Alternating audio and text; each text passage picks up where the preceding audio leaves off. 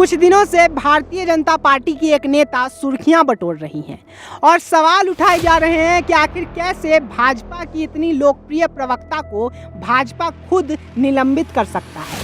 Bharatiya Janata party ने रविवार को प्रवक्ता नुपुर शर्मा और नवीन जिंदल को पार्टी की प्राथमिक सदस्यता से निलंबित कर दिया। दोनों पर पैगंबर मोहम्मद के खिलाफ आपत्तिजनक टिप्पणी करने के आरोप थे। इस कार्रवाई को लेकर अब चर्चा शुरू हो गई है। कहा जा रहा है कि केंद्र सरकार पर अंतर्राष्ट्रीय, खास तौर पर गल्फ देशों के दबाव के चलते भाजपा ने ये फैसला लिया है। आइए जानते हैं कि क्या सिर्फ अंतर्राष्ट्रीय दबाव के चलते ही नुपुर शर्मा और नवीन पर ये कार्रवाई हुई या कुछ और भी है जिसके चलते पार्टी को इतना बड़ा फैसला लेना पड़ा। तो आपको क्रमबद्ध तरीके से बताते हैं कि पूरी घटना क्या है। तो आपको बता दें कि 27 मई को नुपुर शर्मा ने एक टीवी डिबेट में विवादित टिप्पणी की थी। 1 जून महाराष्ट्र में नुपुर शर्मा के खिलाफ एफआईआर दर्ज हुई। 2 जून नुपुर शर्मा के खिलाफ दूसरी एफआईआर दर्ज हुई। 3 जून संघ प्रमुख मोहन भागवत ने मंदिर मस्जिद विवाद पर बयान दे डाला। 5 जून भाजपा ने नुपुर शर्मा को पार्टी की प्राथमिक सदस्यता से निलंबित कर दिया। पहले पूरा घटनाक्रम समझते हैं। इन दिनों वाराणसी के ज्ञानवापी मस्जिद मामले को लेकर देश भर में चर्चा छिड़ी हुई है। शुक्रवार 27 मई को भाजपा के प्रवक्ता के तौर पर नुपुर शर्मा एक नेशनल टेलीविजन न्यूज़ चैनल की डिबेट में पहुंची। बहस के दौरान उन्होंने आरोप लगाया कि कुछ लोग हिंदू आस्था का लगातार मजाक उड़ा रहे हैं। अगर यही है तो वह भी दूसरे धर्मों का मजाक उड़ा सकती है। नुपुर ने इसके आगे इस्लामी मान्यताओं का जिक्र किया, जिसे कथित फैक्ट चेकर मोहम्मद जुबैर ने अपने ट्विटर अकाउंट से शेयर किया और नुपुर शर्मा पर पैगंबर मोहम्मद पर विवादित टिप्पणी करने के आरोप लगाए।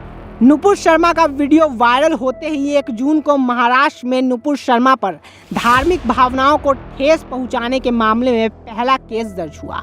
2 जून को महाराष्ट्र में दूसरा मामला दर्ज हुआ। 3 जून को संघ प्रमुख मोहन भागवत ने मंदिर मस्जिद को लेकर एक बयान दे दिया।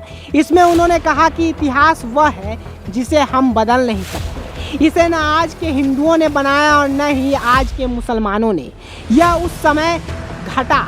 हर मस्जिद में शिवलिंग क्यों तलाशना है, यही ठीक नहीं है। हम विवाद क्यों बढ़ाना चाहते हैं, हर दिन हमें नया मामला नहीं चाहिए। 5 जून को पहले भारतीय जनता पार्टी के महासचिव अरुण सिंह ने एक बयान जारी किया। इसमें उन्होंने नुपुर शर्मा का नाम तो नहीं लिया, लेकिन शब्दों से साफ मालूम चल रहा था कि वह उन्हीं की बात कर रहे हैं।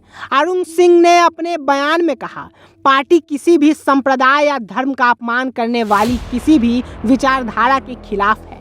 पार्टी सभी धर्मों का सम्मान करती है और किसी भी धार्मिक व्यक्तित्व के अपमान की कड़ी निंदा करती है। भाजपा ऐसे लोगों या विचारों को बढ़ावा नहीं देती। अरुण के इस बयान के चंद घंटे बाद ही नुपुर शर्मा और नवीन जिंदल पर कार्रवाई हो गई। दोनों को पार्टी के सभी पदों से हटाते हुए प्राथमिक सदस्यता से भी निलंबित कर दिया गया।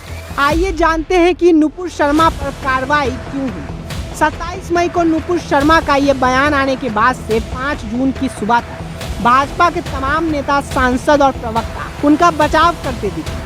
भाजपा सांसद प्रवेश वर्मा ने नुपुर से मिलने उनके घर भी पहुंचे। ऐसे में अचानक ऐसा क्या हो गया कि पार्टी ने पहले नुपुर शर्मा के बयान से किनारा किया और फिर नुपुर शर्मा से। तो आइए जानते हैं कि इसके पीछे क्या क्या कारण है। पहला है अंतर्राष्ट्रीय दबाव। हाँ, शुरुआत में ये मामला केवल भारतीय मुसलमानों तक सीमित था। इसके चलते भाजपा लगातार नुपुर शर्मा को डिफेंड कर रही थी, लेकिन जब यह अंतर्राष्ट्रीय मुद्दा बना तो सरकार के लिए मुसीबतें बढ़ने लगी। खास तौर पर अरब देशों में इसको लेकर काफ़ी आक्रोश था। केंद्र सरकार नहीं चाहती थी कि ये विवाद बढ़े और इसका असर अंतर्राष्ट्रीय रिश्तों पर पड़े। दूसरा, भारतीय नागरिकों की जान खतरे में थी। ऐसा नहीं है कि सिर्फ अंतर्राष्ट्रीय दबाव के चलते नुपुर शर्मा पर यह कार्रवाई हुई। दरअसल इसके पीछे सबसे बड़ा कारण ये है कि अरब देशों में इस बयान को लेकर भारतीय हिंदुओं के खिलाफ कट्टरपंथियों ने गुट बना लिए थे। कट्टर कुवैत, ओमान, बहरीन जैसे देशों में रहने वाले भारतीय हिंदू खतरे में आ गए थे। इन्हें खुलेआम धमकियां मिलने लगी थी। कई जगहों पर हिंदू देवी देवताओं की मूर्तियां तोड़ी जाने लगी थी। ऐसे में भारत सरकार अगर खुलकर स्टैंड नहीं लेती तो हालात भयावह हो सकते थे। तीसरा, सांप्रदायिक हिंसा बढ़ने का डर था। नुपुर शर्मा के बयान के बाद कानपुर में सांप्रदायिक हिंसा हो चुकी है। अच्छी बात यह है कि समय रहते इसे पुलिस ने संभाल लिया, लेकिन ये तो एक शुरुआत थी। अगर नुपुर शर्मा के खिलाफ भाजपा कार्रवाई नहीं करती तो इस तरह से सांप्रदायिक हिंसा देश के दूसरे राज्यों और शहरों में होने का खतरा बढ़ने लगता। सांप्रदायिक तनाव को कम करने के लिए भाजपा ने यह फैसला लिया।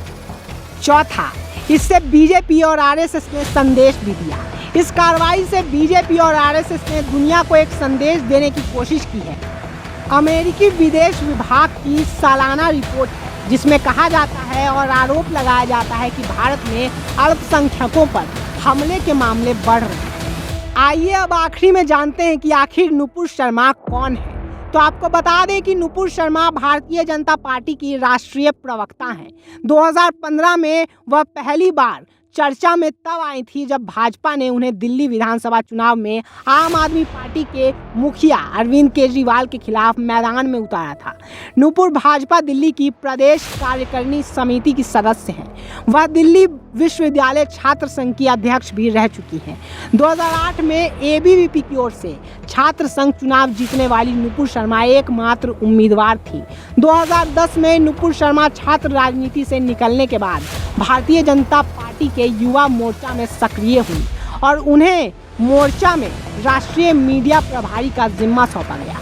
लंदन स्कूल ऑफ इकोनॉमिक्स से पढ़ाई करने वाली नुपुर शर्मा पेशे से वकील भी हैं। इसके अलावा उन्होंने बर्लिन से पढ़ाई भी की।